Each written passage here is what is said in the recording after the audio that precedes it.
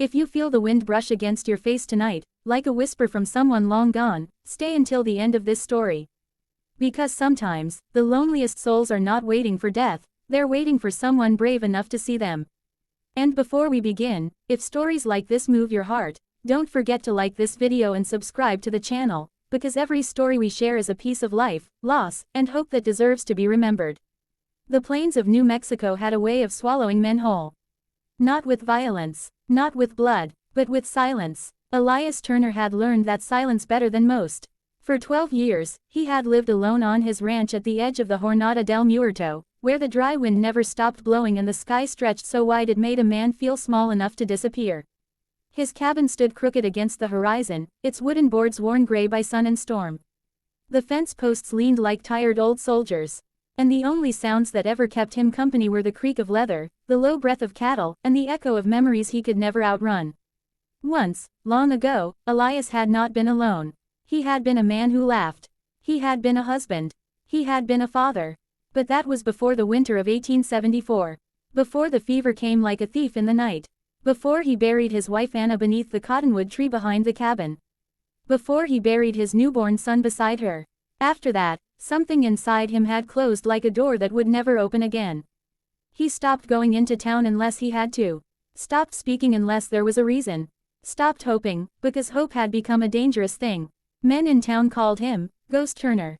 Not because he was dead, but because he lived like he already was. Years passed. Seasons came and went, each one blending into the next like dust in the wind. Elias woke before sunrise, worked until sunset, and slept without dreaming. He survived, but he did not live. Until the night everything changed.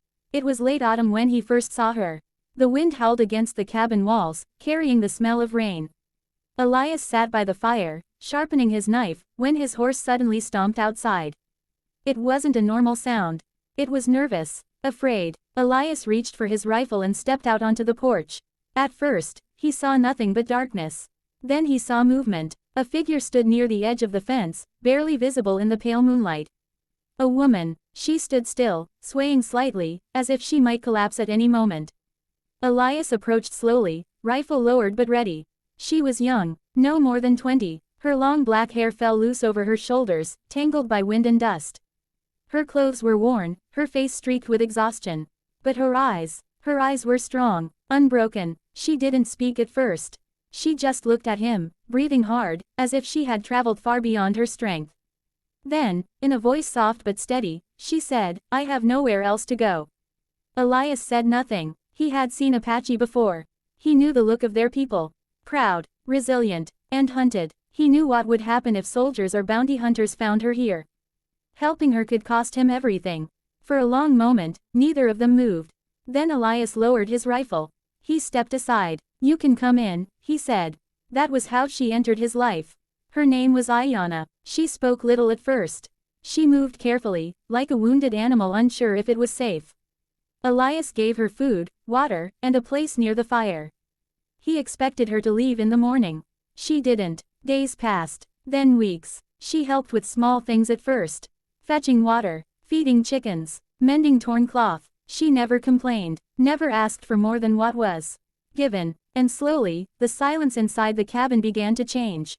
It was no longer empty. It became shared. One evening, as the sun burned red across the horizon, Elias sat outside watching the cattle graze. Ayanna stepped beside him. "You carry pain," she said quietly. Elias stiffened. He wasn't used to being seen. He didn't answer. But she didn't need him to. "I carry pain too," she said. That was the first time he realized they were not so different. Two survivors. Two souls left behind by a world that had taken too much. Over time, something began to grow between them.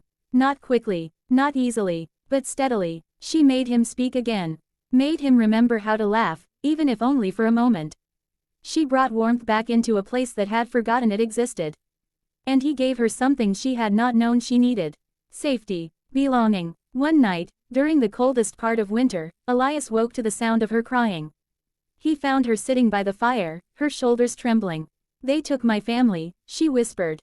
He sat beside her. For a long time, neither of them spoke. Then she reached for his hand. Her fingers were warm, alive. She looked into his eyes, not with fear, not with hesitation, but with trust. Let me feel you tonight, she said softly. She didn't mean possession. She meant presence. She meant connection. She meant the simple, human need to know that neither of them was alone anymore. In that moment, Elias understood something he had forgotten. He was still alive, not a ghost, not a shadow, a man. He didn't pull away. He stayed. And for the first time in 12 years, the emptiness inside him loosened its grip. But peace never lasts forever on the frontier.